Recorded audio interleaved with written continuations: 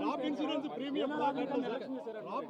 Premium మీరు చెప్పినట్టుగా ఇప్పుడు కట్టలేదు, పొలాలు మునిగిపోయినాయి, ఎన్యూమరేషన్ స్టార్ట్ కాలేదు. మరి వాళ్ళకి ప్రీమియం వస్తుందా, ఇన్సూరెన్స్ వస్తుందా రాదా?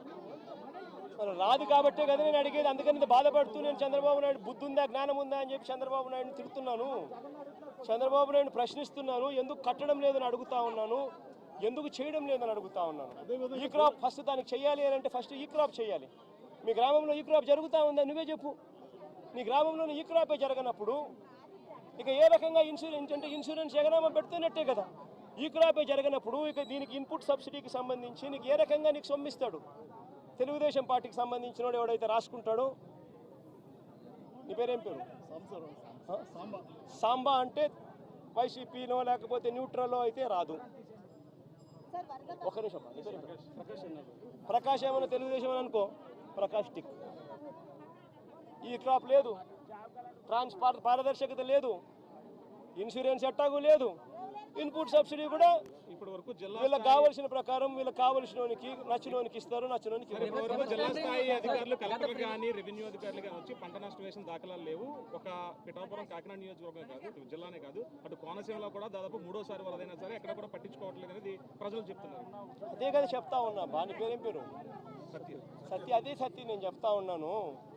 ప్రభుత్వం స్పందించడం లేదనే కదా నేను చెప్పేది. ప్రభుత్వం అంతా ఫోటోలకు పరిమితం అవుతా ఉంది.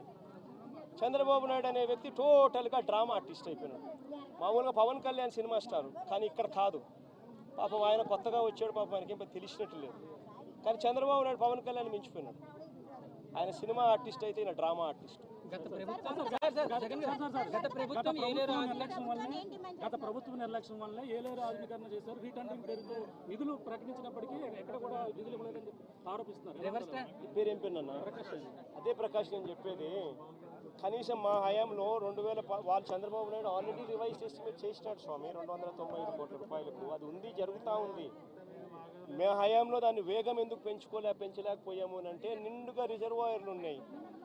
మోడర్నైజేషన్ ఆఫ్ కెనాల్ చేయాలి అని అంటే క్రాప్ హాలిడే ప్రకటించాలి. నిండు కుండల రిజర్వాయర్ ఉన్నప్పుడు ఎందుకులే హాలిడే ప్రకటించడం ఎందుకు? 14,000 క్యూసెక్స్ ఫ్లో అయ్యే కెనాల్లో కనీసం 10,000 పోతా ఉన్నాయి కదా. పెద్ద నష్టం ఏం లేదులే, రెగ్యులేట్ చేసుకుంటూ పోతూ ఉంటే పెద్ద నష్టం ఉండదు.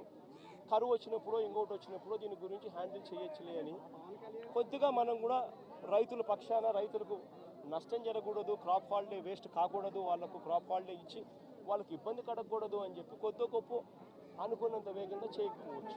కానీ చంద్రబాబు నాయుడు హయాంలో ఎందుకు చేయలేదని అడుగుతా ఉన్నా.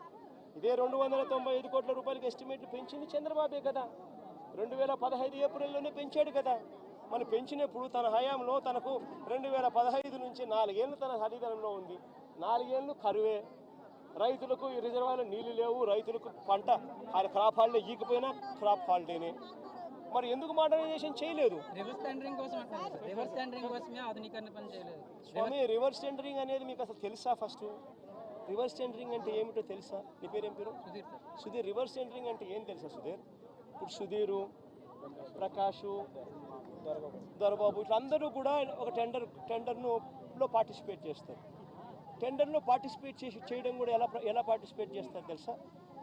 టెండర్ ప్రక్రియ ప్రాసెస్ ఒక రిటైర్డ్ హైకోర్టు జడ్జి దగ్గరికి ఫస్ట్ పోతుంది.